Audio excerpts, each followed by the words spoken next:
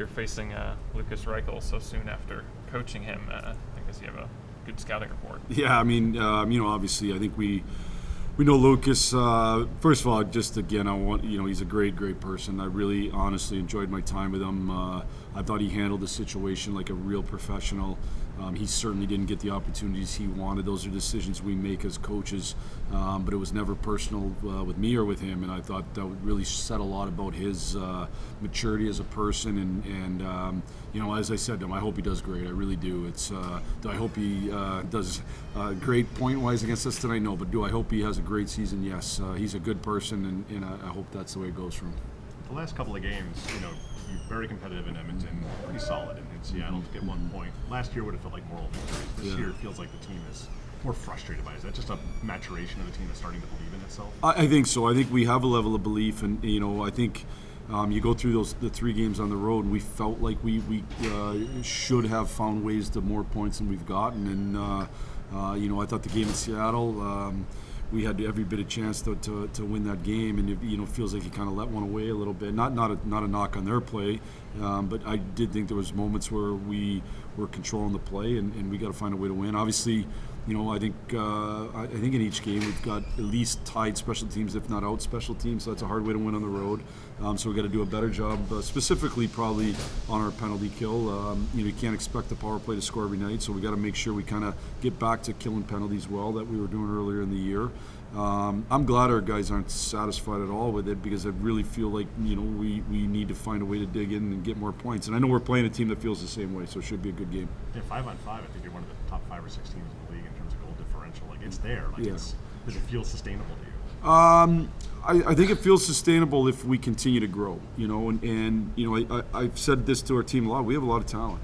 And so how do you win with talent is you become a mature team and you play winning hockey. And I think there's a level of maturity within our game that ebbs and flows a little bit. And sometimes we play real mature, like like Burakovsky's goal in Seattle. Connor has no other play, so he chips it behind him, doesn't try to make something out of nothing, ultimately ends up in a goal. Sometimes we try to force things that when they're not there and give up easy chances again. So if we can mature in terms of not giving up easy chances against, and probably still find a way to create a little more offense on our chances, I think we'll take steps in the right direction to becoming a good hockey team. Last year, both times you guys came in here, Connor looked a little bit lost. He just didn't seem to have his full game. From afar, he does not look lost now.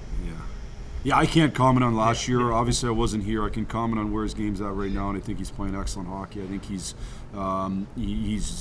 checking for his offense. I think he's defended very well.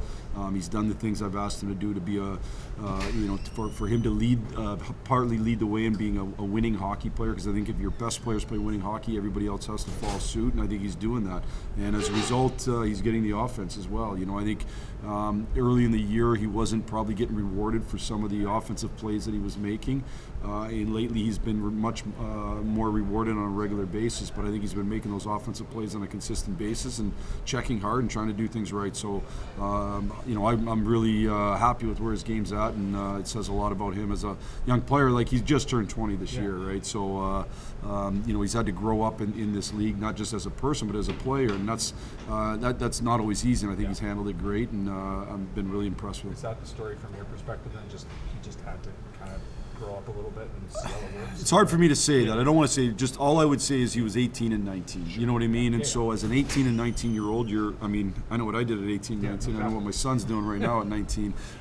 So I would just say that he's at an age where, and an experience level where it's really starting to come to fruition, the work he's put in and within this league and figuring out how to be successful. And the biggest thing on that, I think, is understanding that I've said this lots. He wants to win more than he wants to get points, and so if you want to win, play winning hockey, and he's done that. Playing with Burakovsky's, there's talent in it, obviously. When was Ryan Green to that one? Seems like that's made a difference. Yeah, since Greener's been up there, they've carried the play on a pretty consistent basis. Greener's got good skill. It hasn't always translated into like these huge point totals, but if you watch him, he passes the puck well, he skates well, he shoots it well. He's pretty cerebral and smart. So to play with a guy like Connor, you got to be cerebral and smart.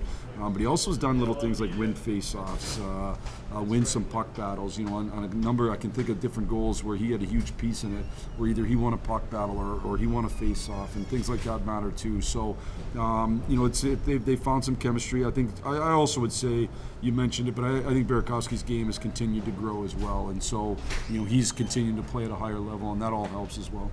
I think the penalty kills allowed 4 goals in this trip. Do you see any common thread between those, and any specific thing you want to change about it?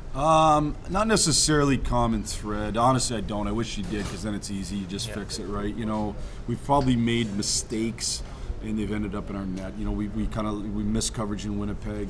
Edmonton.